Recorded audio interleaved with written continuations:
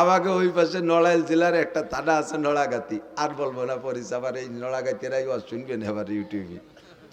সেদিন যে তাকে মধ্যেও কই আইছি ভাই নাই, বহু আগে ব্রিটিশ পিরিয়ডে ওই এলাকাতে প্রচুর হিন্দু মুসলমানও আছে। তো হিন্দু মুসলমান যুবকরা বিকেলবেলা ওখানে একটা জায়গা আছে, একটা স্পট, বসে বসে খোঁজ গল্প করে, এটা এই খেলাধুলা করে, আনন্দ ফুর্তি করে। তো ফাজলামি করিয়া দুইজনে বাই ছাড়াছাড়ি ফাল্লা লাগছে, একজনে একটা দেয় আর একজনে একটা দেয়, একজনে একটা দেয় আর একজনে একটা দেয়। আর আজকে তো আর আনরেডি, অপ্রস্তুত ভাবে বেশি একটা সুবিধা হতে পারে না। এখন ওই জায়গায় দুইজনের পাল্লা হয়েছে, আগামী শনিবারে এই জায়গা বাই ছাড়িয়ে পাল্লা, যে যেভাবে পারো রেডি হয়ে আসবা। এই আটে কাড়াও দেশে ডেরা পিঠে যে অমুক জায়গায় এই হবে, এ কি কোয়ার মতো জিনিস। জীবনে ঘোড়া দাবর দেখছে, আড়িয়ে নাড়ই দেখছে, কত খেলা দেখছে, কিন্তু এত আর কেউ শোনে নাই কোনোদিন। এ শুনে দর্শক হয়েছে সেই হারে, মাঠ ভরে গেছে, দুইজনে দুই চেয়ারে। তো মুসলমান যেটা সে যাই প্রত্যেকেই রেডি হয়েছে যাতে গ্যাস বেশি হয় পেটে। তো মুসলমান যেটা সেটা যাইয়ে খাইছে যত আদা চাবা বাদাম এক চাবারিতে গিলে ফেলাইছে, ভালো হয়ে ফেসিয়ে খাইনি। আর ও যেভাবে পারছে রেডি হয়েছে। আর আইসে দুইজনে দুই চেয়ারে বসা লোক তো দেখতেছে, হিন্দুটা এসে মুসলমানটার মুহির উপরে একটা মারি দিয়ে চলে গেছে। শর্ত হলো মুহি মারতে হবে। ও তিনটে মারিয়ে দিয়ে গেছে, মুসলমান একটাও মারে না। এখন প্রায় তকবির শুরু হয়ে যাবে হিন্দুর পক্ষে, জয় জয়। এর মধ্যে কইতেছে বসো এবার আমি হবে। ও যাইয়া কাপড় সরাই ওর মুহি মারিয়ে দিয়েছে, আউ লাখের একেবারে যত চুলার কাঁচা বাদাম সব বার হয়ে গেছে একবারে। এর নাম হলো আয়ে পাদে আগা সারা।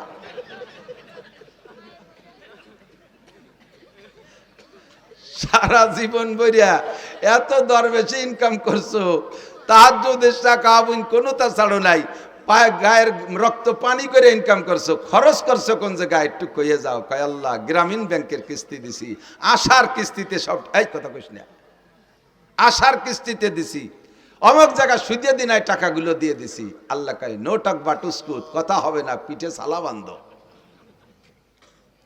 তেল মাখাও যাতে বাড়ি স্লিপ করে। তোমার আল্লাহ আমার ইনকাম সম্পর্কে তুমি ও জায়গা হাত দিও না, খরচটা কিভাবে আছে এটা একটু শুনে নাও। এই শুনলি তুমি আর অধিক জাতি চাবা না, কও তাই খরচই আগে কও। কয় আল্লাহ প্রত্যেক বছর জাকাত পাই টু পাই আদায় করছি, প্রতিবেশী কত মানুষের যে ঘর বাড়ি বানায় দিছি তার ঠিক নেই, কত মানুষের মেয়ের বিয়েতে সম্পূর্ণ খরচ আমি দিয়ে দিছি। এরপরে কুরবানি দিছি হাটের সবচেয়ে বড় গরু, জাকাত তো দিয়েছি, বছরে প্রত্যেকবার এক একটা উমরা করছি, হজ করছি 5 বার। শুনিও আমার ইনকামের খরচের বিষয়। এরপরে কত মানুষকে যে আমার টাকা দিয়ে তবলিগি পাঠাইছি ঠিক নাই, আর মাদ্রাসার মসজিদও আমার করে দেয়া, উত্তর পাশের বিল্ডিংও আমার করে দেয়া। লাস্টের শেষবার যখন হজে গেছি আল্লাহ, যাইয়ে দেখি যে কাবা ঘরের গিলাপ দেবে, সে জায়গাও শুনিয়া ও জায়গা 10 লাখ টাকা দিয়ে আসছি। তুমি কও আমারে কিভাবে ঠেকাবা? আল্লাহ কয় তুমি কি চাকরি করতে? কয় এই চাকরি করতাম। বেতন কত ছিল? 25,000। তা 25,000 টাকা বেতনে তুই এত তাতে টাকা বালি কোন জায়গা? তাই ক এতটা করতে টাকা বালি কোথায়? কয় রাস্তায় দাঁড়াইতাম, ট্রাকের সাথে একটু মুসাফা টুসাফা করতাম, এইভাবে যে কোনো একটা সেল একটা ব্যবস্থা। তুমি ওদিকে হাত দিও না, দেখো এই পাশ কত সুন্দর। আল্লাহ কয় পাছায় সালাবান, ধুলাই হবে শয়তান। তোর সুদিয়া টাকা, তোর ঘুষিয়া টাকা, তোর হারাম টাকা দিয়ে আমার কাবা ঘরে গিলাপ দিছিস। মুর্শিদা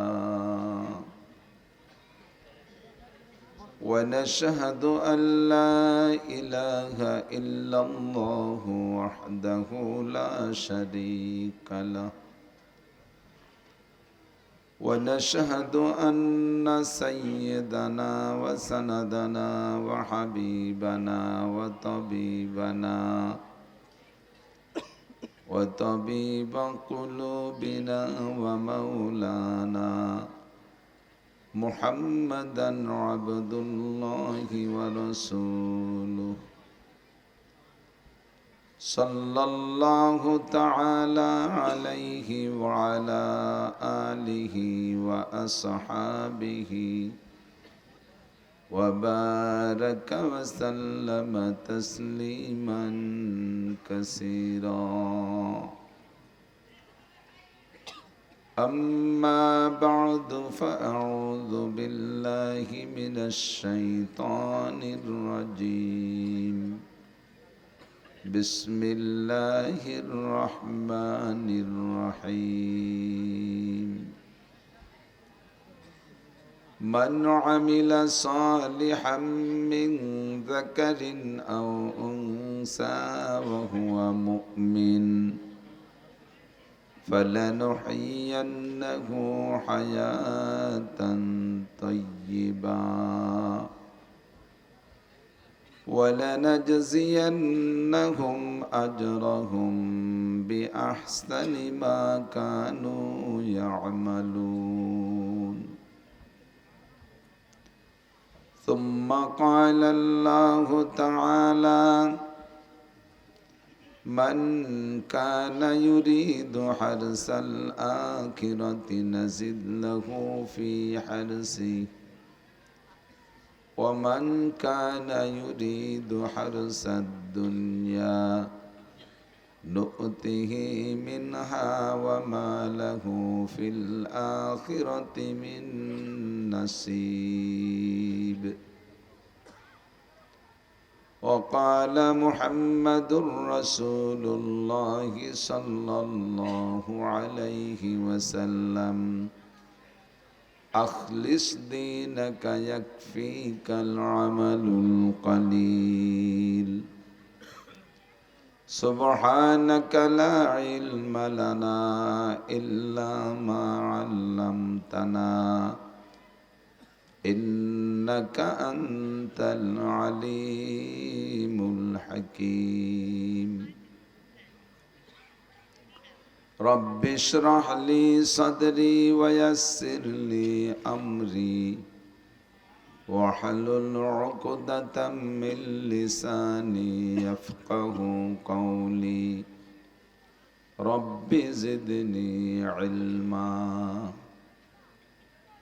اللهم أرنا الحق حقا وارزقنا اتباعه وأرنا الباطل باطلا وارزقنا اجتنابه সকলে বলি আমিন।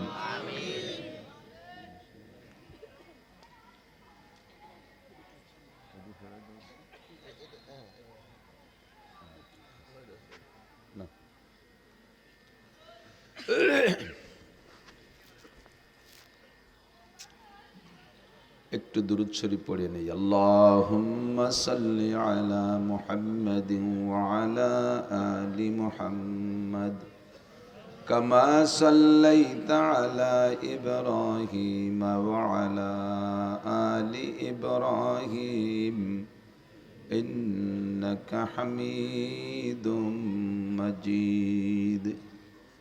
اللهم بارك على محمد وعلى آل محمد كما باركت على إبراهيم وعلى آل إبراهيم إنك حميد مجيد।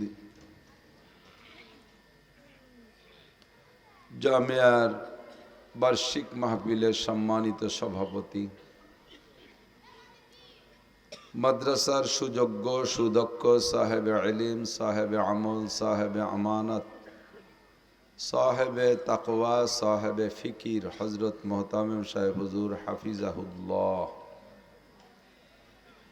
উভয় মাদ্রাসার যোগ্য শিক্ষক শিক্ষিকা মণ্ডলী, আজিজাম তুলাবা, মাহফিল উপলক্ষে দাওয়াতি উলামায়ে কেরাম, এই অঞ্চলের অনেক অনেক উলামায়ে কেরাম, আইম্মায়ে মাসাজিদ, প্রাণপ্রিয় দেশবাসী, আল্লাহ তাবারাকা ওয়া তাআলা শাহী দরবারে আমাদের পক্ষ থেকে পাঠাই অসংখ্য শুকর। যেহেতু অবিরাম রব্বুল আলামিনের অসংখ্য নিয়ামত আমরা উপভোগ করে চলছি, হাজারো নাফরমানি করা সত্ত্বে রব্বুল আলামিন তার নিয়ামত রাজি আমাদের থেকে বন্ধ করে দেন নাই। মেহেরবান আল্লাহ আমাদের উপরে তার অসংখ্য নিয়ামত অব্যাহত রেখেছেন। অসংখ্য নিয়ামতের থেকে এটাও একটি, যে রব্বুল আলামিন এই ভাঙ্গা শহরের হাজারো লাখো মানুষের মধ্য থেকে বাছাই ছাঁটাই করে দারিয়ার মাঠ ময়দানে জান্নাতের সাময়িক জান্নাতের বাগানে আসার বসার জন্য তৌফিক ইনায়াত করেছেন। রব্বুল আলামিনের পক্ষ থেকে এই সুন্দর নির্বাচনে নির্বাচিত হতে পেরে জান্নাতি প্যাসেঞ্জার জান্নাতি বাসিন্দা হতে পেরে শুকর আদায় করি আলহামদুলিল্লাহ। ময়দানটা বড় মোবারক ময়দান, বড় দামি ময়দান। অনেক আগ থেকে মাদ্রাসাটা চলে আসতেছে। বহুত বড়রা এ ময়দানে বয়ান করে চলে গেছেন। কাব্বারানি মৌতুল কুবারা, সে সকল মুরব্বীরা বেঁচে থাকলে আমি চেয়ার তো দূরের কথা, মাঠে নিচেও মাটিতে জায়গা পাতাম না। বুড়োরা মরে আমাদেরকে বুড়ো বানাইছে। বাংলাদেশের বড় বড় উলামায়ে কেরাম এ ময়দানে আপনাদের বয়ান করে চলে গেছেন।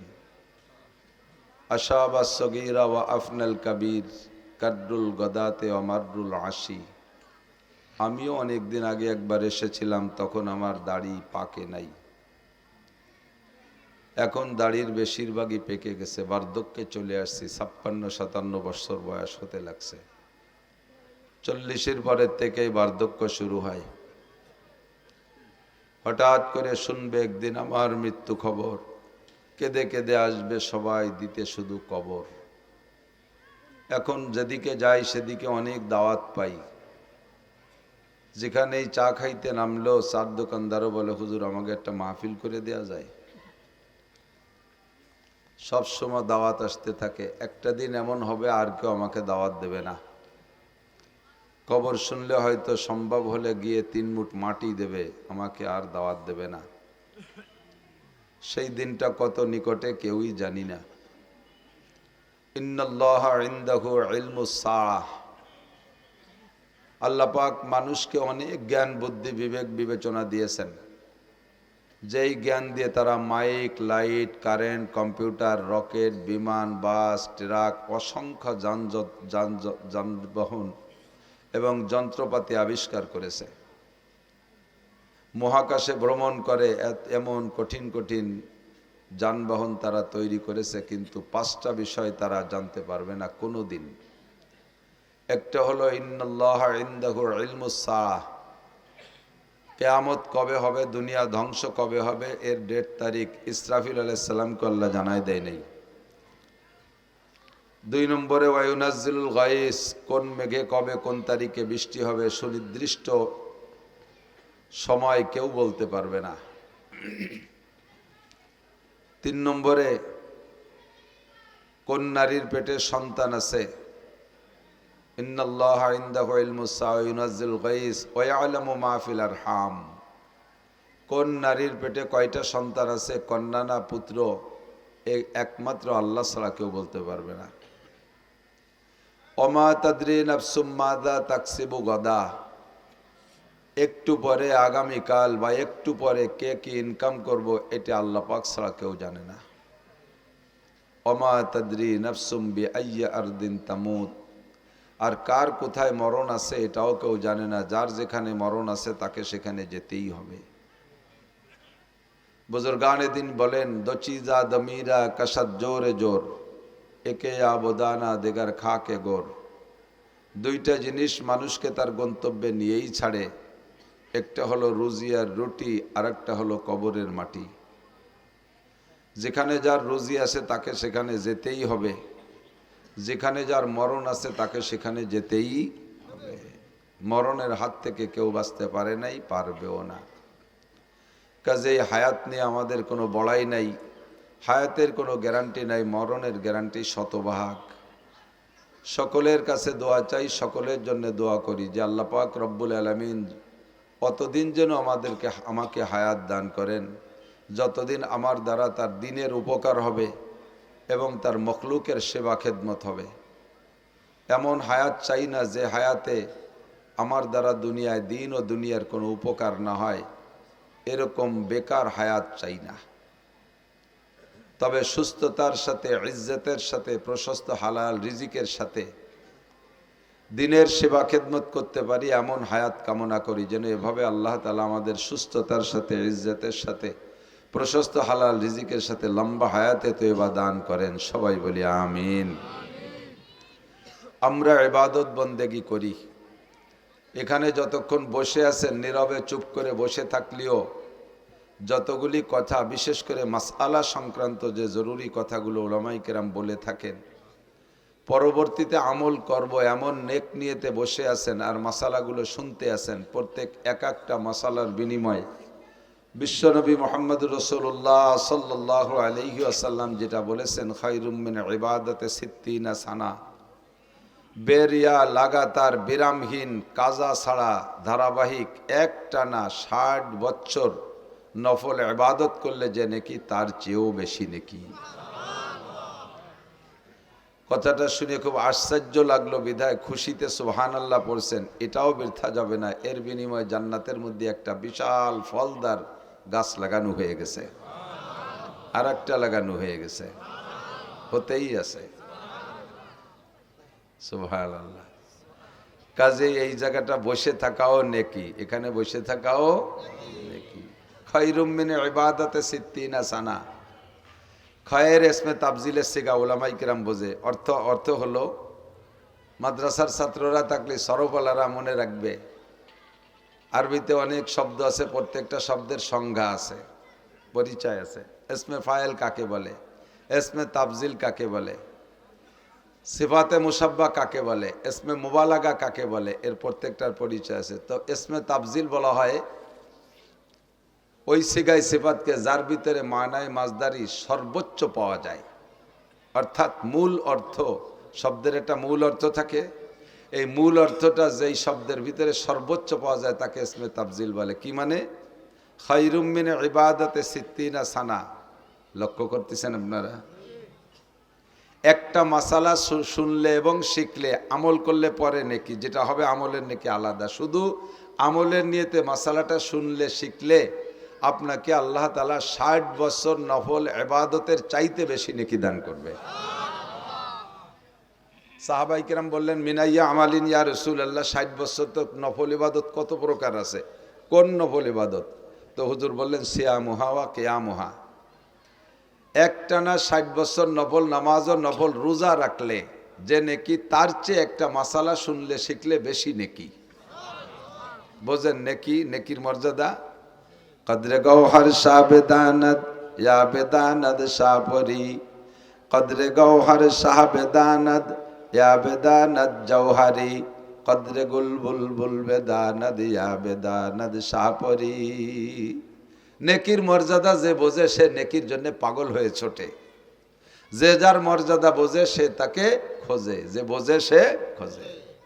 সাহাবাই কিরাম নেকির মর্যাদা বুঝতেন, পাগলের মতো নবী পাকের সাথে ছুইটা মক্কার আরাম আয়েশের বাড়ি ফেলে মদিনায় শরণার্থী হয়ে যে উঠছেন। সাহাবাই কিরাম নেকির মর্যাদা বুঝতেন, সুখের শান্তির পছন্দের স্ত্রীকে ঘরে ফেলে রেখে ময়দানে যে গলা কাটাই দিয়ে শাহাদত বরণ করে নেকি কামাই করছেন। বড়রা নেকির মর্যাদা বুঝতেন, সারা রাত আরামের বিছানাকে ফেলে রেখে শীতের রাত্রে অজু করে ঠান্ডা রাত্রে দাঁড়িয়ে দাঁড়িয়ে তাহাজ্জুদ পড়ছেন নেকির লোভে। যে যার মজা বোঝে সে তাকে খোঁজে। যুবকরা মোবাইলের মজা বোঝে, রাতভর 4 জন গোলে বসে বসে টিপাটিপি হতে তালে থাকে। সুবহানাল্লাহ।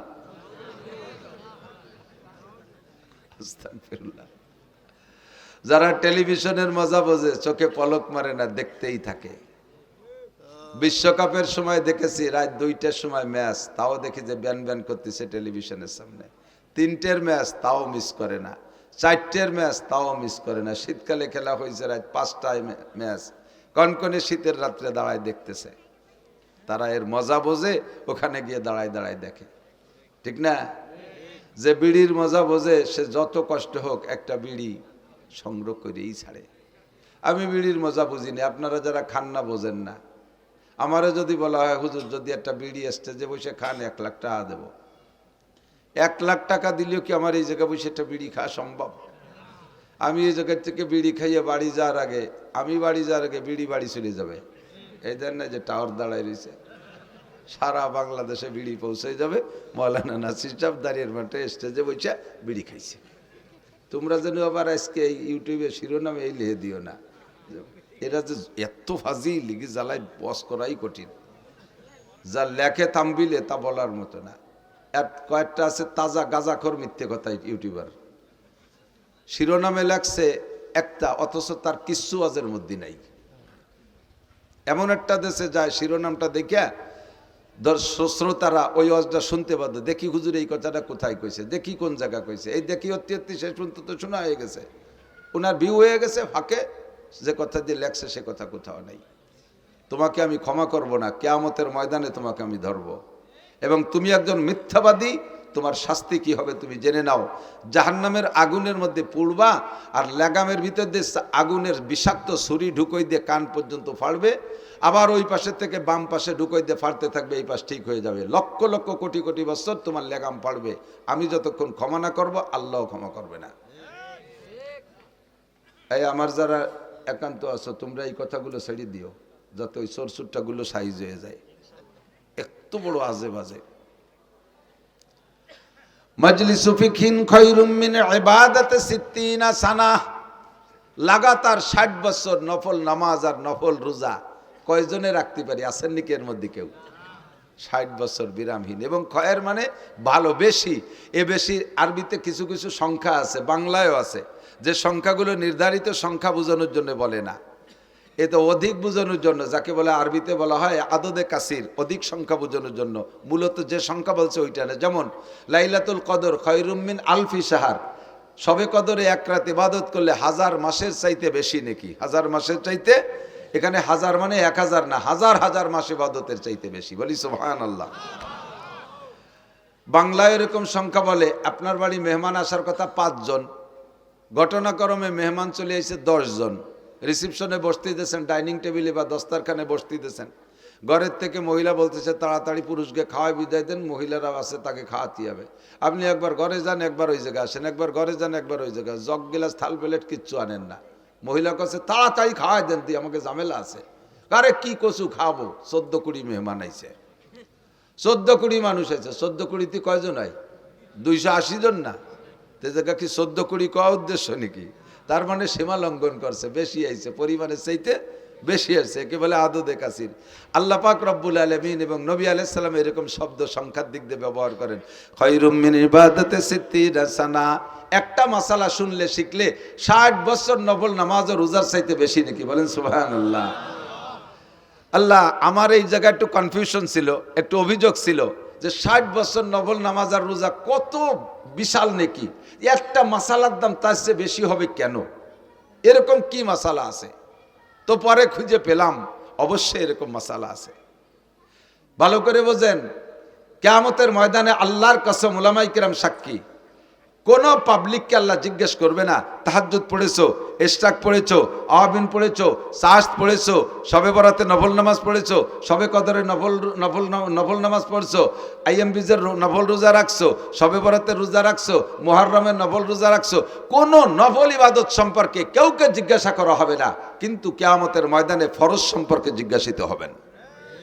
আউয়ালু মা ইউহাসাবু বিহিল আবদু ইয়াউমাল কিয়ামাতিস সালাহ। হাসরের মাঠে সর্বপ্রথম জিজ্ঞাসা হবে নামাজ সংক্রান্ত মুসলমানের কাছে। কাফেরদের কাছে কিচ্ছু জিজ্ঞাসা করা হবে না। হিন্দু, বুদ্ধ, খ্রিস্টান, ইহুদ, নাসারা, নাস্তিক, মুরতাদ, বেঈমান যারা আছে তাদের কাছে নামাজ, রোজা, হজ, যাকাত, ফরজ, ওয়াজিব, সুন্নাত, মুস্তাহাব কিচ্ছু জিজ্ঞাসা করা হবে না। ওরা প্রথম চান্সেই ফেল হয়ে যাবে। ফি নারি জাহান্নামা খালিদিনা ফিহা আবাদা। ওরা বিনা হিসাবে জাহান্নামী। বাকি মুসলমান যারা থাকবে এদেরকে আল্লাহ পাক রব্বুল আলামিন 4টি প্রশ্নের জবাব না দিয়ে এক কদম বাড়তে দিবেন না। আনা উমরিহি ফিমা আফনা, 70-80 বছরের হায়াত কিভাবে কাটাইছো কইয়া যাও। কারাহা বা খলকিয়ারি জুমলা রাস্ত বা খোদা তাজবির হিলা কায়রাওয়াস। ও মুরব্বী, তোমার দুনিয়ার কোনো কাজ পরিপাটিতে অভাব ছিল না, ভাঙ্গার বাজারে কাপড়ের ব্যবসা করছো, 80 বছরে বুড়ো, তোমার কাপড়ের শোকেসগুলো কি সুন্দর সাজানো ছিল, তোমার ঘরটা কত সাজানো ছিল। বৃদ্ধ বয়সও মার দেওয়া ছাড়া কাপড় পরতে না, আয়রন করা ছাড়া, ইস্তারি করা ছাড়া কাপড় পরতে না, ময়লা কাপড় পরতে না, লুঙ্গি পর্যন্ত আয়রন করে পরতে, কাঁথা কাপড় ধোয়া মোছা পরিষ্কার ছিল, থালাবাটি পরিষ্কার ছিল, শোকেসের ভিতরে সব মালামালগুলো সুসজ্জিত ছিল। তোমার নামাজটা কেমন সজ্জিত, তোমার ফরজ ওয়াজিব সুন্নতের সাজ কেমন ছিল, কোরআনে কারিম কেমন তিলাওয়াত করতে পেরেছো। তুমি ইংলিশ পত্রিকাগুলো পড়তে, আরবি পত্রিকা পড়া শেখো নাই কেন? আরবি পত্রিকা কোরআনে কারিম, আরবি পত্রিকা হাদিসে নববী, এগুলো পড়া শেখো নাই কেন? এই সব বিষয়ে আপনাকে 70 বছরের জিন্দেগির হিসাব দেওয়া লাগবে কি লাগবে না? আজকে কি বার গেল? মঙ্গলবার। একটু একটু বোঝার জন্য বলছি আমার দিক। আজকে মঙ্গলবার গেল। গত মঙ্গলবার সকালবেলা কে কি খাইছেন সত্য কথা বললে আমার মনে হয় তাড়াতাড়ি কেউ কইতে পারবেন না। কতক্ষণ? এক সপ্তাহ আগে মঙ্গলবারের সকালে কি খাইছি তাই মনে নাই। 70 বছরের জিন্দেগিতে লম্বা একটা পথ অতিক্রম করে চলে আসছি। কোথায় ভিড় ছিল, কোথায় খাচ্ছিল, কোথায় গর্ত ছিল, কোথায় কার সাথে ধাক্কা খাইছি, কিছু আমার মনে নাই। যৌবনের ভিতরে অনেক অন্যায় অপরাধ করেছি, অর্থনীতির মধ্যে অন্যায় করেছি, সমাজ নীতির মধ্যে অন্যায় করেছি, বিচার আচারের মধ্যে অন্যায় করেছি, পরিবার পরিজনকে পরিচালনার ক্ষেত্রে হাজারো অন্যায় করেছি। 70 বছরের হিসাব কেউ দিতে পারবো না, একটা হিসাবই 70 বছরের দিতে পারবো না। যদি আপনাকে 3 নম্বর প্রশ্নটা করা হয়, আনমালিগি, জীবন ভরে কত টাকা কে ইনকাম করছেন, গোটা জিন্দেগির আয়ের একটা অডিট যদি আমাকে করা হয়, মিয়া মৌলানা নাসির সারা জীবনে কত টাকা ইনকাম করছো হিসাব দাও, আমার মনে হয় একজনও কইতে পারবেন না। কতক্ষণ? আনুমরিগি ফিমা আফনা, গোটা জিন্দেগির হিসাব দিয়ে দাও।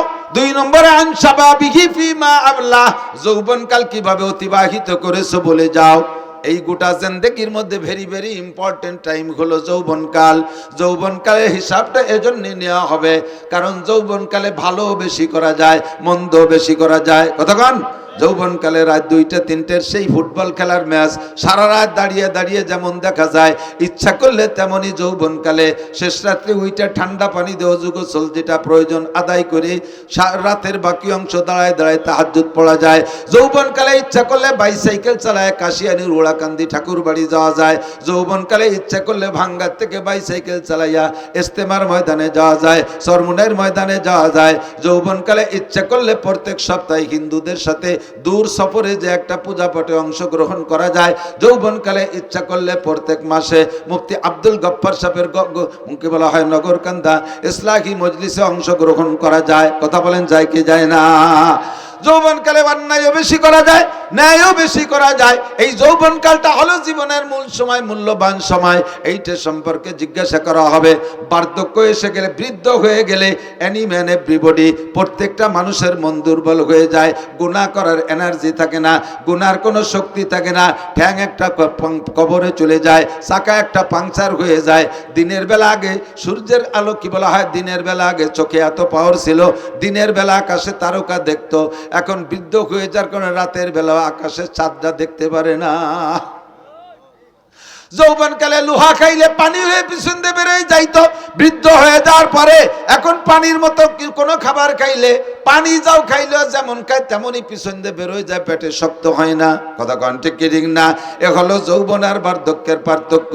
কাজেই তোমার যৌবনকালের হিসাবটা একটু দিয়ে যাও। যৌবনকালে যা একবার শোনা হয় তা ভোলে না, আর বৃদ্ধ হয়ে গেলে 50 বার শুনলেও মুখ মনে থাকে না।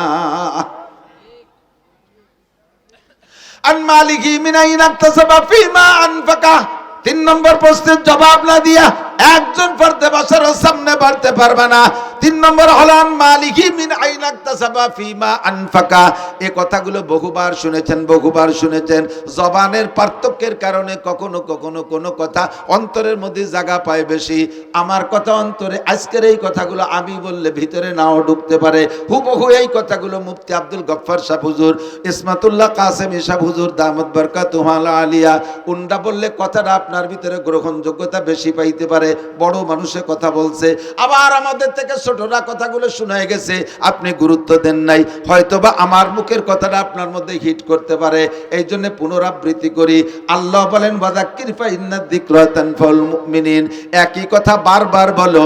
কালকের কথাটা অন্তরে ঢুকে নাই, আজকেরটা অন্তরে ঢুকে বসতে পারে। 3 নম্বর ইমিগ্রেশন কিয়ামতের ময়দানে 3 নম্বর প্রশ্ন, আন মালিহি, মাল সম্পর্কে জিজ্ঞাসিত হবেন, মাল সম্পর্কে জিজ্ঞাসিত হবেন। কে কোত্থেকে কত টাকা ইনকাম করছো, জবাব দিয়ে যাও। মাল সম্পর্কে 2টি জিজ্ঞাসা, ফিমা আনফাকা মিন আইনা ইকতাসাবা ওয়া ফিমা আনফাকা, মাল কোত্থেকে কামাই করছো বলে যাও, আর কোথায় খরচ করছো বলে যাও। উভয়টাই আমার কাছে বলতে হবে। ইনকাম ভালো কিন্তু খরচ ভালো না, এটাও অন্যায়। আবার ইনকাম খারাপ কিন্তু খরচ ভালো, এটাও আল্লাহর কাছে গ্রহণযোগ্যতা পাবে না। কথা বলেন ঠিক কি ঠিক না? জিজ্ঞেস করছে, এই আব্দুল মালিক, তোমার ইনকামের অবস্থা কি বলো, আয় ব্যয় উভয়টাই বলো। কয় আল্লাহ, ব্যয়ের কথা পরে কই, আয়টা শুনলি তুমি ব্যয় শুনতে চাবা না। আমার ইনকাম আজীব। বলো কিভাবে?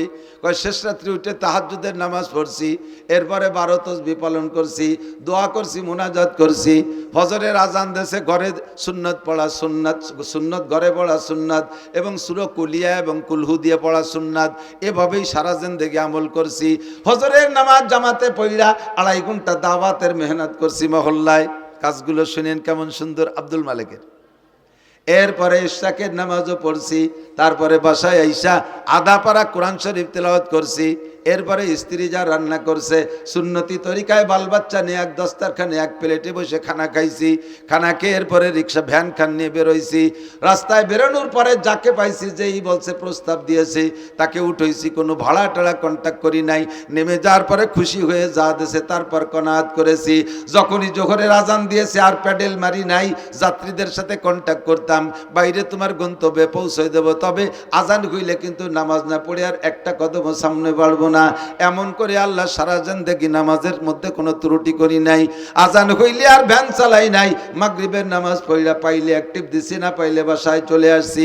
ঈশার নামাজ পড়ে সূরা ওয়াকিয়া পড়ছি, এরপরে সূরা মুলুক পড়া, এরপরে বাচ্চাদেরকে নিয়ে দস্তারখানে খানা খেয়া আল্লাহ ওযু সহকারে বিছানায় পিঠ দিয়েছি। বলো আল্লাহ, আমার ইনকামের মধ্যে ত্রুটি কোন জায়গায়? আল্লাহকে golden A plus thank you, welcome. তাল এদিকে আসো, তোমার জন্য দরজা খোলা, কিন্তু খরচ করছো কিভাবে এটা একটু সঠিক হয়ে চলে যাও। খরচের ব্যাপারে একটা সমস্যা আছে, ওই শনিবারে ব্যারাকের কিস্তিতে টাকাগুলো দিয়ে দিছি।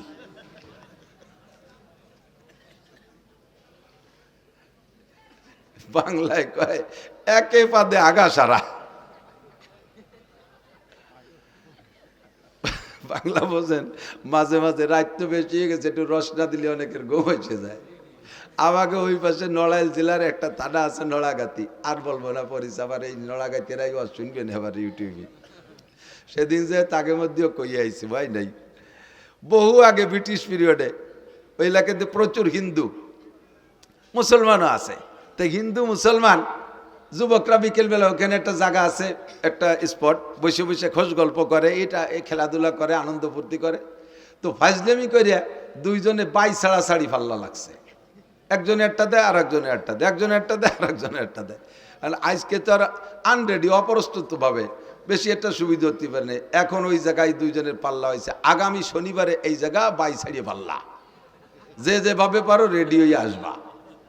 এই আটে কাড়াও দেশে ডেরা পিটে যে অমুক জায়গায় এই হবে, এ কি কোয়ার মতো জিনিস। জীবনে ঘোড়া দাবড় দেখছে, আড়িয়ে নাড়ই দেখছে, কত খেলা দেখছে, কিন্তু এত আর কেউ শোনে নাই কোনোদিন। এ শুনে দর্শক হয়েছে সেই হারে, মাঠ ভরে গেছে, দুইজনে দুই চেয়ারে। তো মুসলমান যেটা সে যাই প্রত্যেকেই রেডি হয়েছে যাতে গ্যাস বেশি হয় পেটে। তো মুসলমান যেটা সেটা যাইয়ে খাইছে যত আদা চাবা, বাদাম এক চাবানিতে গিলে ফেলাইছে, ভালো হয়ে ফেসিয়ে খাই নেই। আর ও যেভাবে পারছে রেডি হয়েছে। এখন আইসে দুইজনে দুই চেয়ারে বসা লোক তো দেখতেছে, হিন্দুটা এসে মুসলমানটার মুহির উপরে একটা মারি দিয়ে চলে গেছে। শর্ত হলো মুহি মারতে হবে।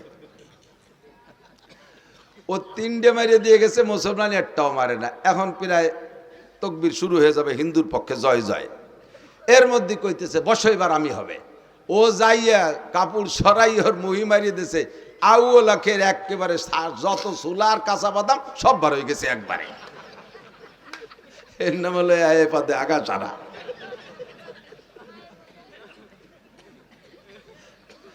সারা জীবন বইরা এত দরবেশে ইনকাম করছো, তাহাজ্জুদের টাকা আবুন কোনো তা ছাড়ো নাই, পায়ে গায়ের রক্ত পানি করে ইনকাম করছো, খরচ করছো কোন জায়গায় একটু কইয়ে যাও। কয় আল্লাহ গ্রামীণ ব্যাংকের কিস্তি দিছি, আশার কিস্তিতে সব, এই কথা কইস না, আশার কিস্তিতে দিছি, অমুক জায়গা সুদে দিনায় টাকাগুলো দিয়ে দিছি। আল্লাহ কয় নো টক বাটুস্কুত, কথা হবে না, পিঠে সালা বান্ধ, তেল মাখাও যাতে বাড়ি স্লিপ করে। তোমার আল্লাহ আমার ইনকাম সম্পর্কে তুমি ও জায়গা হাত দিও না, খরচটা কিভাবে আছে এটা একটু শুনে নাও। এই শুনলি তুমি আর অধিক জাতি চাবা না। কও তাই খরচই আগে কও। কয় আল্লাহ প্রত্যেক বছর জাকাত পাই টু পাই আদায় করছি, প্রতিবেশী কত মানুষের যে ঘর বাড়ি বানায় দিছি তার ঠিক নেই, কত মানুষের মেয়ের বিয়েতে সম্পূর্ণ খরচ আমি দিয়ে দিছি। এরপরে কুরবানি দিছি হাটের সবচেয়ে বড় গরু, জাকাত তো দিয়েছি, বছরে প্রত্যেকবার এক একটা উমরা করছি, হজ করছি 5 বার। শুনিও আমার ইনকামের খরচের বিষয়। এরপরে কত মানুষে যে আমার টাকা দিয়ে তবলিগি পাঠাইছি ঠিক নাই, আর মাদ্রাসার মসজিদও আমার করে দেয়া, উত্তর পাশের বিল্ডিংও আমার করে দেয়া। লাস্টের শেষবার যখন হজে গেছি আল্লাহ, যাইয়ে দেখি যে কাবা ঘরের গিলাপ দেবে, সে জায়গাও শুনিয়া ও জায়গা 10 লাখ টাকা দিয়ে আসছি। তুমি কও আমারে কিভাবে ঠেকাবা? আল্লাহ কয় তুমি কি চাকরি করতে? কয় এই চাকরি করতাম। বেতন কত ছিল? 25,000। তা 25,000 বেতনে তুই এত তাতে টাকা বালি কোন জায়গা? তাই কয় এতটা করতে টাকা বালি কোথায়? কয় রাস্তায় দাঁড়াইতাম, ট্রাকের সাথে একটু মুসাফা টুসাফা করতাম, এইভাবে যে কোনো একটা সেল একটা ব্যবস্থা। তুমি ওদিকে হাত দিও না, দেখো এই পাশ কত সুন্দর। আল্লাহ কয় পাছায় সালাবান, ধুলাই হবে শয়তান। তোর সুদিয়া টাকা, তোর ঘুষিয়া টাকা, তোর হারাম টাকা দিয়ে আমার কাবা ঘরে গিলাপ দিছিস।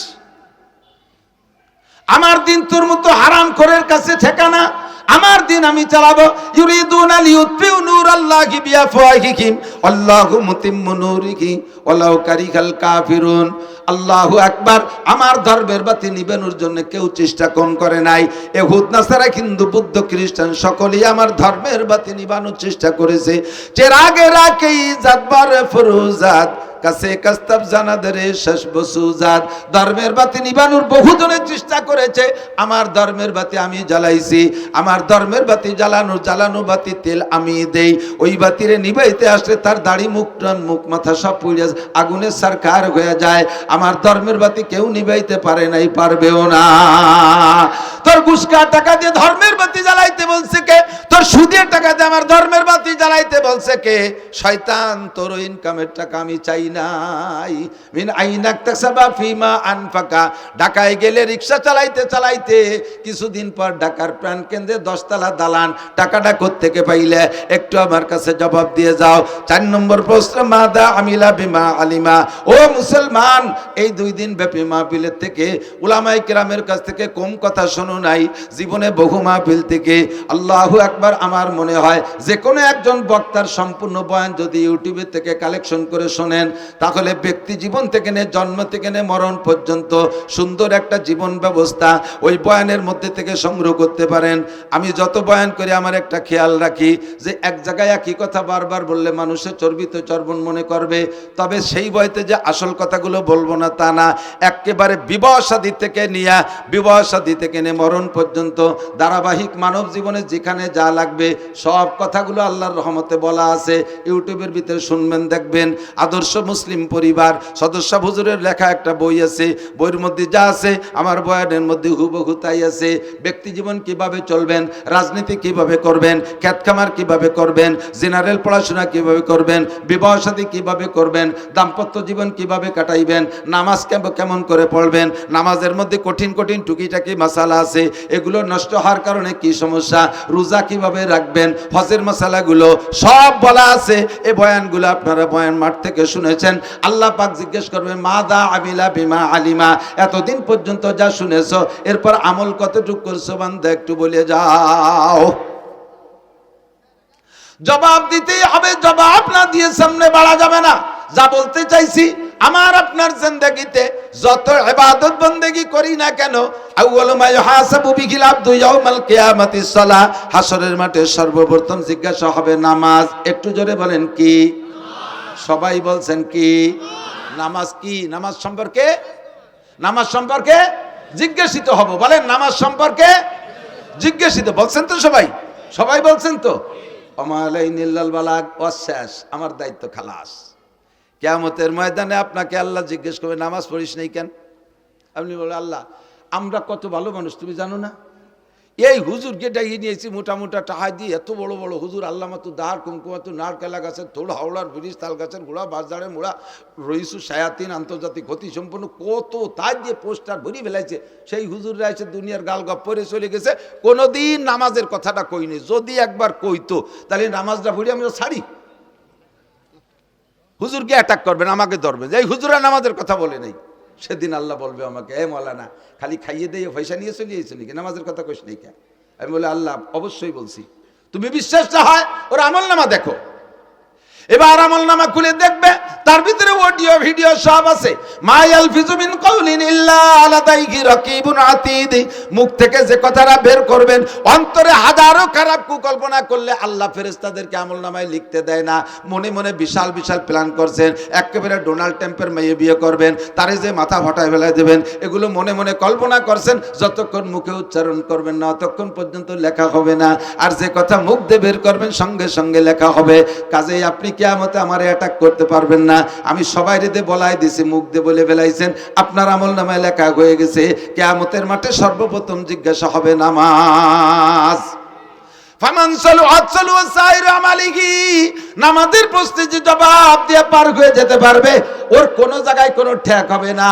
নামাজের কারণে সব জায়গা আল্লাহ তারে পার করে দেবে। কেন দেবে? নামাজের কারণে কেন তারে সব জায়গা পার করে দেবে?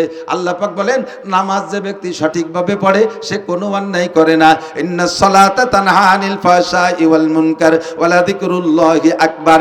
নামাজ এমন একটা তাবিজ, নামাজ এমন একটা ক্যাপসুল, নামাজ এমন একটা ইনজেকশন, এই নামাজ এমন একটা টিকা, ওই টিকাটা লাগাইলে আর কোনো রোগ হয় না, দেখবেন মাঝে মাঝে পোলাপানরে টিকা দেয় না? টিকা দেওয়ার অবস্থা মনে আছে নাকি? টিকা দেওয়ার সিস্টেম কি? যে বাড়ি টিকা দেবে ওই বাড়ির সামনে বড় একটা ব্যানার টানায়, আছে না? আগে মাইকিং করে দেয়, অমুক মহিলা মেম্বারের বাড়ি টিকা দেওয়া হবে, অমুক ওয়ার্ড চেয়ারম্যানের বাড়ি টিকা দেওয়া হবে, অমুক মেম্বারের বাড়ি টিকা দেওয়া হবে। এইভাবে মাইকিং করে যায়। এরপরে যেদিন টিকা দেয় দেখবেন সেদিন বাড়ির সামনে একটা হলুদ ব্যানার টানানো থাকে। ওই হলুদ ব্যানারের ভিতরে কি আছে তা কি মনে আছে? দেখবেন হলুদ ব্যানারের মধ্যে গোল একটা বৃত্ত আছে। বৃত্তের মাঝখানে ছোট্ট একটা বাচ্চার ছবি আছে। এবার ওই বৃত্ত ভেদ করে দেখবেন 5টা অথবা 6টা তীর আছে না? সব মিলে এর তর্জমা কি? এই ব্যানারটা হলো দুনিয়া, আর মাঝখানে যে গোল বৃত্ত এইটাই বাচ্চার হায়াতের এরিয়া। এই হায়াতের এরিয়া সীমানা ভেদ কইরা এই দুনিয়ার থেকে 6টা রোগ আছে ওর দিকে যাইতেছে। জন্ডিস আছে একটা রোগ, যদি ওর মধ্যে ঢোকে। এরপরে পোলিও একটা রোগ আছে, যদি ওর মধ্যে ঢোকে। হায়াতের বৃত্ত ভেদ কইরা একবার ঢুকে পড়লে দুনিয়ার কোনো ডাক্তার তার চিকিৎসা করা, ওর মরণ অনিবার্য। ক্যান্সারের একটা জার্ম আছে, এইটা যদি ওর মধ্যে ঢোকে তাহলে ওর মরণ অনিবার্য। এই 6টা রোগ মানে 6টা তীর মানে 6টা রোগ। এবার হায়াতের বৃত্ত ভেদ করে বাচ্চার দিকে 6টা তীরে 6টা রোগে আক্রমণ করতেছে। এবার ডাক্তাররা গবেষণা করে দেখছে এই রোগগুলো যদি দেহের মধ্যে ঢুকে যায় তাহলে আর চিকিৎসা হবে না। কাজে এই রোগের আগে প্রতিরোধ করতে হবে। এই প্রতিরোধের জন্য একটা টিকা তৈরি করছে, যেই টিকাটা নিয়মতান্ত্রিকভাবে কয়েক মাস যাবত দিলে ওই 6টা রোগ তার মধ্যে ঢুকতে পারে না। সেম কোয়ালিটি এই দুনিয়া, বিশাল দুনিয়া, এর ভিতরে থেকে আমার দিকে আমার হায়াতের একটা এরিয়া আছে।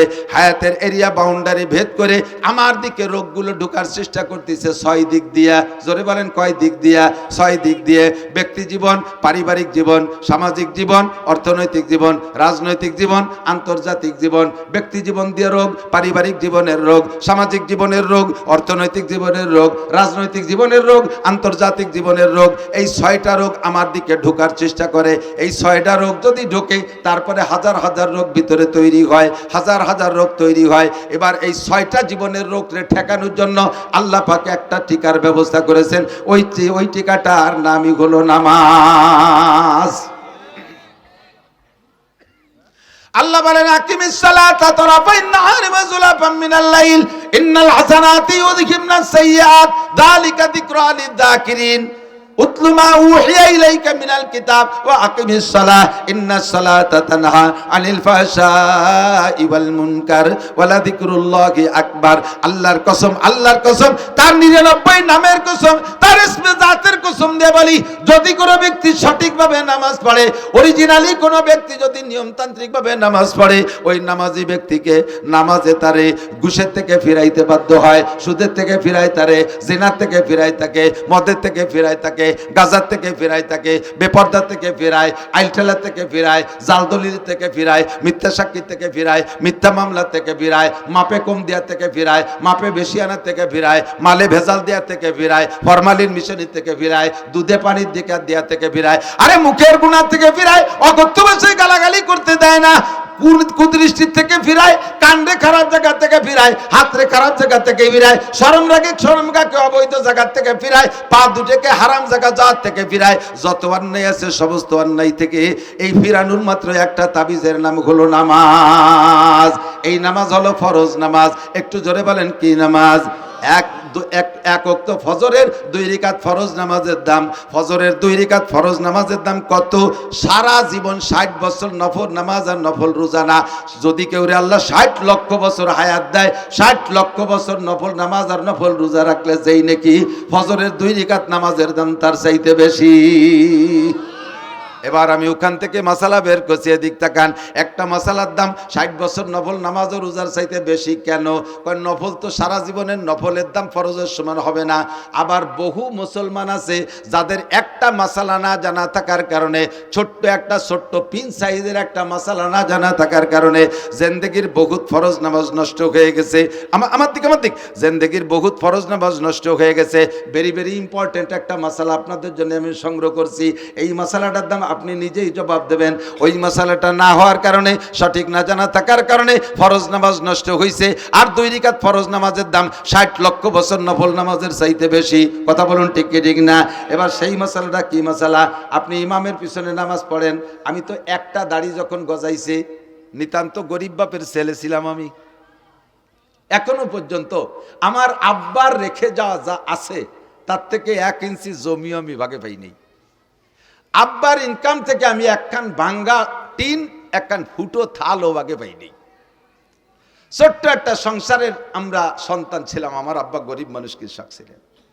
যা কামাই করছেন কোনো মতে আমাদের খাওয়াই বাঁচাইছে। সোনের একটা ঘর ছিল আমাদের, 5 শতাংশ জমির উপরে বাড়ি, ছোট 2 ভাইরে বাড়ি, ঘরটর যা ছিল সব দিয়ে টিয়ে আলাদা বাড়ি করছি, জায়গা কিনে। আমরা বড় 2 ভাই, বাপের কিছু পাইনি। বাপের 1 বস্তা দোয়া পাইছি। ছাত্র বয়সে আব্বা টাকা দিতে পারতেন না, এসে গেলে একটু বলা লাগে। বহুত ছাত্ররা আছে তারা অভাবের কারণে পড়া বাদ দিয়ে চলে যায়। আমি এটা আদৌ বিশ্বাস করি না। আমার আব্বা আমাকে 11-12 বছর মাদ্রাসায় পড়ছি, যা 2-1 পয়সা দিতে পারতেন কষ্ট করে, সম্পূর্ণ 12 বছরের টাকা একত্রিত করলে 100 টাকা হবে না। বিশ্বাস করতে পারবেন না। তাহলে কিভাবে পড়ছি, কিভাবে যে পড়ছি এটা আমিও জানি না। যখন একটা দাড়ি গজাইছে তখন আমি সাবালেগ হয়েছি, এইটা বুঝাইয়া এই দাড়িটা দেখাইয়া মসজিদের ইমামতি নিছি। সেই থেকে ইমামতি করতে করতে দাওরা হাদিস পর্যন্ত পাশ করছি, আলহামদুলিল্লাহ। তবে আমার ইমামতির কারণে কোনোদিন আমার পড়ার উপরে কোনো প্রভাব পড়ে নাই। মাদ্রাসা থেকে 4 কিলোমিটার দূরে লজিং থাকছি, বড় একটা মধুমতি নদী পার হয়ে ওপার। জিন্দেগিতে 1 ঘন্টার 1 মিনিটও আমি পিছিয়ে পড়ি নাই। জল বৃষ্টি তুফান যাই হোক আমার কোনো ক্লাস মাইন নেই, এবং জীবনেও কোনোদিন ক্লাসে সেকেন্ড হই নেই। তাহলে মনে হচ্ছেন থার্ড হইছি। গহরডাঙ্গা বোর্ডে টাইটেলের বছর আমি ফার্স্ট স্টার্ট করেছি। অনেকে এগুলো ক্রেডিট বললে কিছু মনে করতে পারেন, একটা জিনিস বোঝানোর জন্য বলছি, জাস্ট এই কথাটাই বোঝানোর জন্য যে অভাবের কারণে লেখাপড়া ঠেকে থাকে না। তো সেই থেকে ইমামতি করতে করতে অভিজ্ঞতা আছে যে মুসল্লি ভালো ডকশক দেখলি বাড়ি পাকা মুসল্লি তা না। এত বড় পাগড়ি 3 খেতা দিয়ে বাঁধছে, 43 সেবন্দের যুব্য একটা গায়ে, ওর বাবা গাড়ির উপরে যায় নামাজ, বগলে দস্তারখান, হাতে কুড়া লাঠি, 500 দানা তসবি, চশমা পাই দিয়ে কি না চশমা সহে দিয়ে কি ডাটে সাটে ঠেকে যেন খুব বহুত বড় আলেম। বোমা মারলেও ভিতরে তো একটা বা বেরোয় না, জাল খেয়াও দিলে টালিব বেরোয় না। মশলা তো দূরে থাক, আমাকে ওই পাশে জেলা নড়াইল আছে না, আর আমাদের গোপালগঞ্জের শেষ থানা কাশিয়ানির শেষ মাথায় একটা গ্রাম আছে নড়াইল, নড়াইল গ্রাম আছে, ব্যাসপুর নড়াইল কয়। তো এই ব্যাসপুর নড়াইল ওই গোপাল নড়াইল জেলা নড়াইল থেকে একটা তবলিগ জামাত আইছে। এই তবলিগ জামাত আইসা এক মসজিদে 3 দিন 3-4 বুড়োরে টার্গেট করছে। যুবকদের যা পড়াইছে পারছে, বুড়োকে তো বেরেন কম, 4 বুড়োরে ধরছে। কাকা মশলা মশাইল কি দেখি জানেন? কিচ্ছু না, নামাজ পড়তে পড়তে কপালে দাগ হয়ে গেছে, আলহামদুলিল্লাহ সুরতে জানেই না, আরো কতটা জানে না, তা শুনলে আশ্চর্য হবেন। এই 4 বুড়ো কলেমায় তো এবাও জানে না। লাস্টে যে ধরা পড়ছে কলেমায় তো এবার, যখন ইন্টারভিউ নিয়েছে দেয় যে বুড়োরা কলেমাই পড়তে পারে না। আমির সাহেব বলে কাজটা করছেন কি? আজ বাদে কাল যাবেন মরিয়ে, কাল নাও আসতে পারে, আজও মরতে পারেন। বয়স 75-80 হয়ে গেছে আর আজও কলেমাটা পড়তে পারেন নাই। মান কানা আখিরু কালামিহি লা ইলাহা ইল্লাল্লাহ ফাদাখালাল জান্নাহ, যার জীবনের শেষ কলেমা লা ইলাহা ইল্লাল্লাহ, ওইটা বিনা হিসাবে জান্নাতে চলিয়া যাইবে। সেই কলেমাটাই পড়া শিখলেন না। আপনি নামাজের কি গোড়ার ডিম পড়ছেন, এতদিন ইবাদত বন্দেগী কি কসু করছেন, কলেমাই যদি না জানেন। এই 3 বুড়ো 4 বুড়োরে নিয়ে 4 দিন পর্যন্ত আমির সাহেব কলেমার মস্ক করাইছে। এই যে দেখ 500 না পাল্টিয়েছে, যত খুদকুড়ো কাটা সামনে বসে জীবন বইয়ে ওয়াজ করবো কি কসু। শিক্ষিত জ্ঞানী গুণী ভালো মানুষ যদি সামনে বসে, তাদের দিক নজর পড়ে ওয়াজের কোয়ালিটি সেই রকম হয়। আর এই যে খুদকুড়ো গুলো হয়েছে সামনে বুঝে যায়, ওয়াজ বোঝেও না, কয়েছে চানাচুর বাদাম নিচে কাটুর কুটুর অতি তালে রয়েছে শৈল ইন্দিরির দল। যা তোরা আমার কাছে 10টা নিয়ে যা, দোকানে যা, চল আমার দিকে বৈশা 3 দিন পর্যন্ত মসজিদে মস্ক করাইছে কলেমা। শেষের দিন মাহফিল আমার ওই এলাকায়, আমার কাছে এসে রিপোর্ট দিচ্ছে, কয় হুজুর সব মাহফিলে আপনি তবলিগের তশকিল করেন, তবলিগের কথা বলেন, আপনার এলাকায় এটা তবলিগ করেন না। কি সমস্যা কি? এই ঘটনা 4 বুড়ো যে কোনো সময় মরতে পারে, 75 থেকে 80-র মধ্যে বয়স, আজও কলেমাটা ভর্তি পারে না। এই 3 দিন পড়াইছি, তাও ঈশার সময় ইন্টারভিউ নিছি, হয় না। কি কয়? লা ইলাহা মুহাম্মাদুর রাসূলুল্লাহ, লা ইলাহা মুহাম্মাদুর রাসূলুল্লাহ। রাগ হয়ে ধমক দিয়ে, আমি যে কোনো সময় মরতে পারে, আজ কলেমা ঠিক করে ভর্তি পারে, লা ইলাহা মুহাম্মাদুর রাসূলুল্লাহ। মাঝে ঠিক করলো কোথায়? বুড়োরা আমার রাগ করে কয় সব জায়গার কলেমা একরকম না মিয়া, তুই কলি হয়ে যাবে, সব জায়গার কলেমা একরকম। তোমাকে নড়াইলা কলেমা লা ইলাহার পরে ইল্লাল্লাহ আছে, ইপার আসতে থাকে না, এইরকম নাকি? বহুজন আছেন এখনো পর্যন্ত 4টে কলেমা শুদ্ধ করে বলতে পারে না, আছে না নাই কথা কর? বহু মুসলমান আছে, বহু মুসলমান আছে। এর মধ্যে ইমানে মুফাসসালের ইন্টারভিউ নিলে জড়িয়ে যাবে অর্ধেক, ইমানে মুজমালের ইন্টারভিউ নিলে জড়িয়ে যাবে অর্ধেক। আর এই ইমানে মুজমাল আর ইমানে মুফাসসালের তরজমা আপনার বুঝা ফরজ। বিশ্বাস করার সাথে সাথে বুঝার আগে, বিশ্বাসের আগে বুঝতে হবে, বুঝে তারপরে বিশ্বাস করতে হবে। পারেন না বহু মানুষ, কথা কন। নামাজে দাঁড়াইছেন, ইমামের পিছনে জামাতে নামাজ পড়বেন, ইমাম সাহেব আল্লাহু আকবার বলে। যে কথা বলছি ইমামতির অভিজ্ঞতার আলোকে, যে বহু মুসল্লিকে জীবনে এই রিপোর্ট পাইছি, ইমামের পিছনে নামাজ 10 বছর নামাজ পড়ছে, এরপরে এসে কয় হুজুর ইমাম সাহেব যে প্রথমবার আল্লাহু আকবার কয়, ও আল্লাহু আকবার কি আমাকে ক্ষতি হবে নাকি? আমরা তো সময় খালি কানে হাত দেই। আমি যে আমরা মানে কয় যে আমাকে মাঝি ভাই, মিয়া ভাই, বড় কাকা, আমরা সবাই ওই ওরি। মুখ বন্ধ। নামাজের ফরজ 13টি, জোরে বলেন কয়টি? তার মধ্যে একটি তাকবীরে তাহরিমা বলা, তাকবীরে তাহরিমা বলা। আপনি যদি একা নামাজ পড়েন সুন্নাত, তা প্রথম তাকবীর বলা ফরজ, নফল পড়লে প্রথম তাকবীর বলা ফরজ, ওয়াজিব পড়লে প্রথম তাকবীর বলা ফরজ। ইমামের পিছনে যদি পড়েন প্রথম তাকবীর মুখে বলা ফরজ। প্রথম তাকবীর শুধু ইমাম বলবে আর আপনি মুখ বন্ধ করে কানে হাত দেবেন, এতে হবে না। আপনাকে নামাজের ভিতরে যদি প্রথম তাকবীর মুখে আল্লাহু আকবার না বলে থাকেন, এমন করে জীবনে যত ওয়াক্ত চলে গেছে ওই নামাজগুলো হয় নাই, ওই নামাজগুলো আবার পড়তে হবে। এই যে কত ওয়াক্ত গেছে আপনার জানা নাই, এরকম কত ওয়াক্ত গেছে আপনার জানা নাই, মুখ বন্ধ করে খালি কানে উলা দিয়েছেন, আপনার নামাজ বাতিল, আপনার নামাজ হয় নাই। যদিও শুনতে একটু ছোট, একটু আল্লাহু আকবার, কিন্তু এই মশালাটা কত গুরুত্বপূর্ণ আপনার পুরো নামাজ এরপর নির্ভর করে। এই একটা মশলা আজকে জেনে নিলেন, আজকে বুঝতে পারলেন যে আপনাকে প্রথম তাকবীরে আল্লাহু আকবার ইমামের সাথে সাথে বলতে হবে, তবে ইমামের সাথে সাথে পিছে পিছে বলতে হবে, এটা ফরজ। এর একটা মশালার দাম 60 লক্ষ বছর নফল নামাজ ও নফল রোজার চাইতে বেশি। মহিলারা নামাজ পড়বে, প্রথম তাকবীর মুখে বলা ফরজ। পুরুষরা নামাজ পড়বে, প্রথম তাকবীর মুখে বলা। তবে মহিলারা কোনোদিন জামাতে ইমামতি করতে পারবে না, মহিলারা মহিলাদের ইমামতিও করতে পারবে না, মহিলারা ফরজ অজিব সুন্নত নফল কোনো নামাজে ইমামতি করতে পারবে না, মহিলারা মসজিদে যে জামাতে নামাজ পড়বে না, মহিলারা নামাজ পড়বে ঘরের ভিতরে।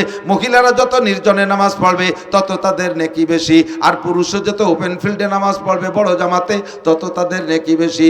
মহিলারা ঘরের মধ্যে পড়বে, করনাফি বুয়ুতিকুন্না, ঘরের মধ্যে থাকবা। মহিলাদের জুমর নামাজ নাই, মহিলাদের ঈদের নামাজ নাই, মহিলাদের জানাজার নামাজ নাই, মহিলাদের জামাতে নামাজ নাই, 5 ওয়াক্ত জামাতে নামাজ পড়বে না। অনেকে হজে যাইয়া আইসা এবার বউকে নিয়ে জামাতে নামাজ পড়ার একটা প্ল্যান তৈরি করছে। আল্লাহ, মক্কা মদিনায় দেখলাম, আর আমাকে দেশি হুজুরা কি তাকে বেশি জানে নাকি? আপনি মক্কা মদিনায় একবার গেছেন, আর আমরা 20 বার গেছি। আমরা ওই জায়গা থেকে ওইগুলো নিয়ে আসলাম না, আপনি একবার যাই এতটা নিয়ে আসলেন কে? কি কি আনছে দেখবেন। হানাফি মাযহাবের মুসল্লি, হানাফি মাযহাবে আমিন আস্তে বলতে হবে। হানাফি মাযহাবে আমিন কি আস্তে। সব মাসালা হানাফি মাযহাবের আমল করে।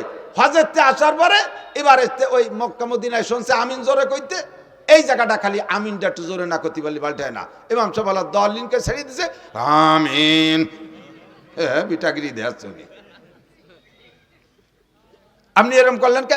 মক্কা মদিনায় বলে। তো মক্কা মদিনায় তো আরো কত তরে শব্দ করেন আপনি, যে দেখছেন কত প্রকারের নামাজ।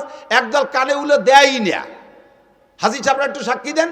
একদল কখনো কানে উলো দেয় না, আর একদল কানে উলো দিয়ে সানা একবার বাঁধতে ছেড়ে দেয়, আর একদল কানে উলো দিয়ে ডাইরেক্ট ছেড়ে দেয়, আর একদল কানে উলোই দেয় না, হাত ছাড়া থাকে, আর একদল আগের থেকে সানা বাঁধতে থাকে। এই যে এত দলের মধ্যে কোন দলের ডাফি আনতে গেলেন? আপনি অর্থে গেছেন কে কথা কন? আপনার এই জন্যই পাঠাই নেই। এসে গেলে একটু করে যাই। বাংলাদেশের একমাত্র উলামায়ে কিরাম শরীয়তের দিক দিয়ে এস্টাবলিশড, এই বাংলাদেশের উলামায়ে কিরাম বাংলাদেশের মুসলমানদেরকে নবী আলাইহিস সালাতু ওয়াস সালামের শরীয়ত অনুযায়ী পরিচালনার জন্য বিশ্বের কোন দেশে ধরা লাগে না।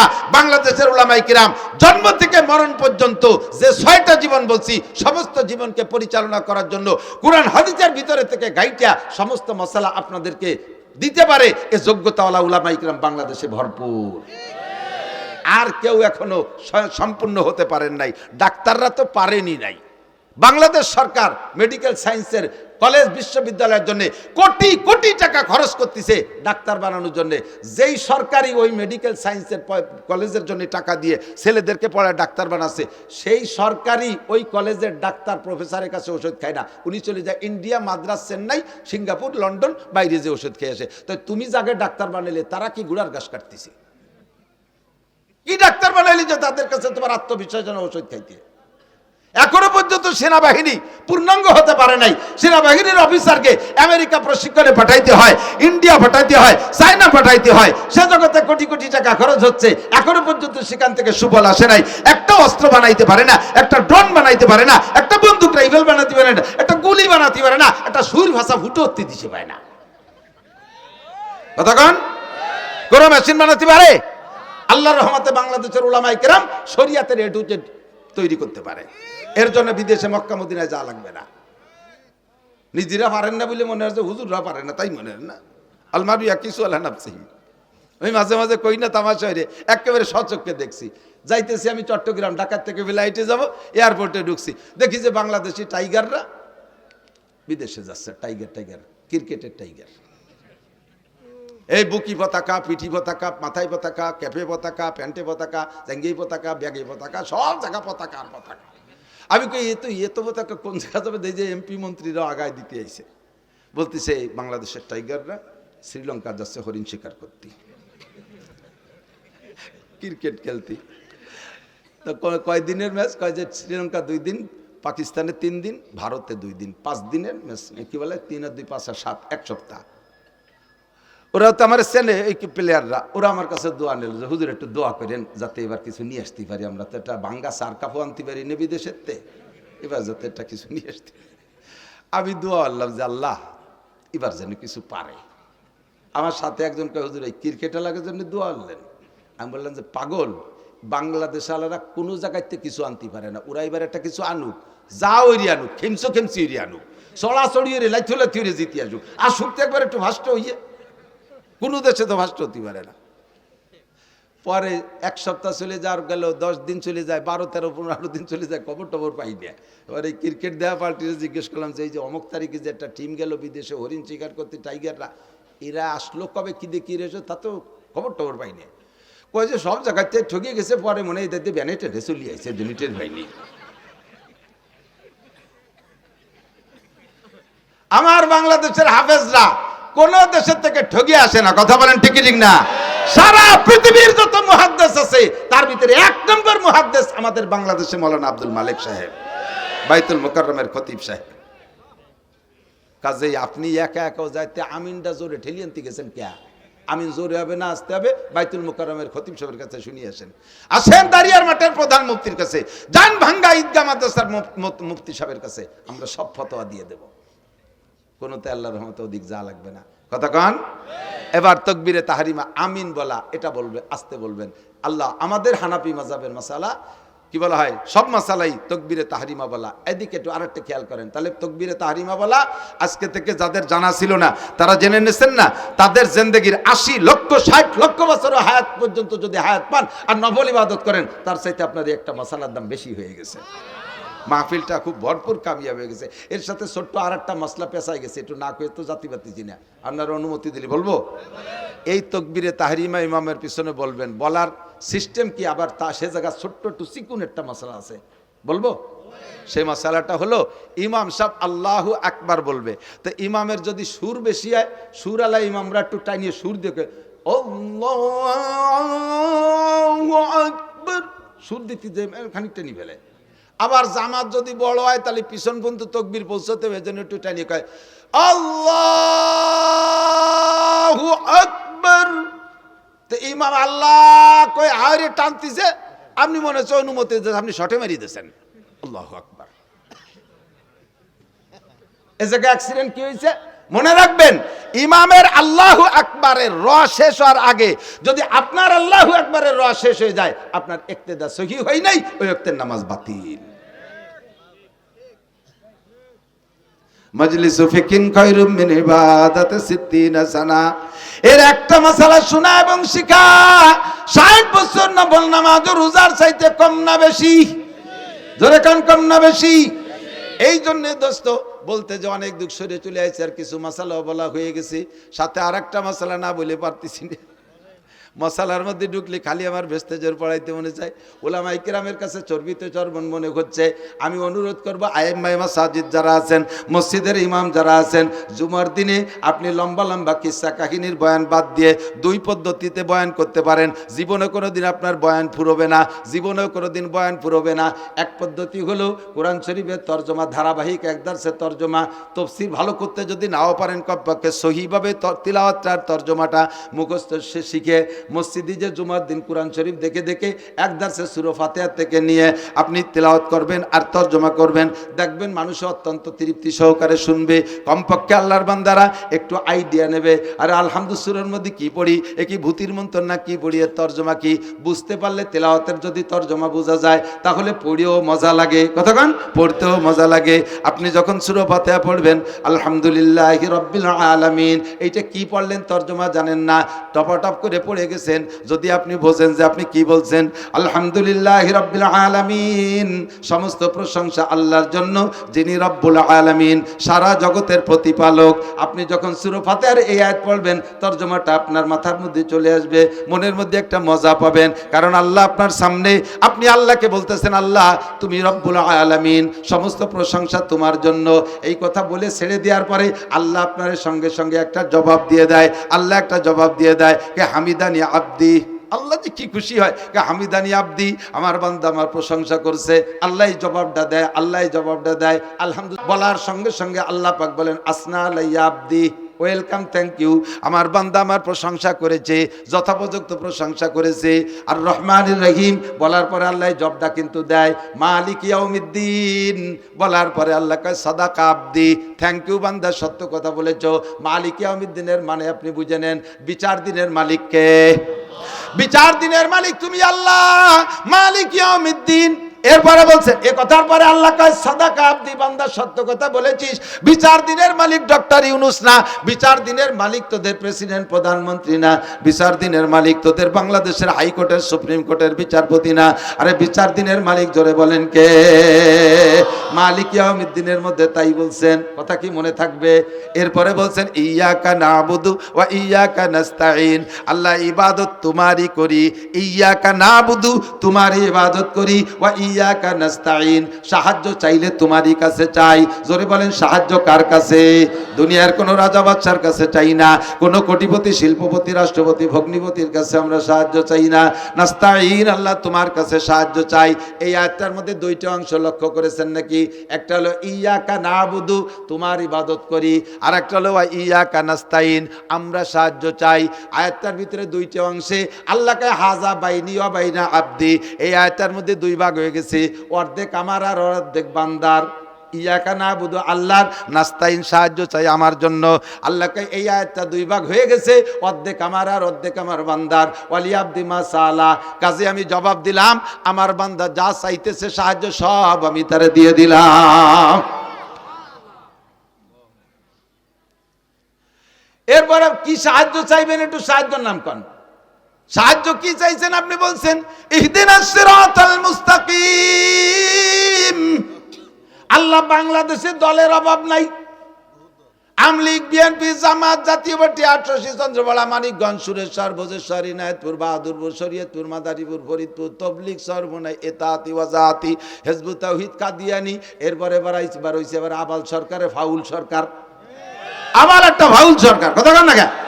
এ আবাল সরকার বাউল না ফাউল? বাউল না ফাউল? ওরে যারা ফাউল না করবে সেও ফাউল। জাহেল মূর্খ, কত বড় বিয়াদব।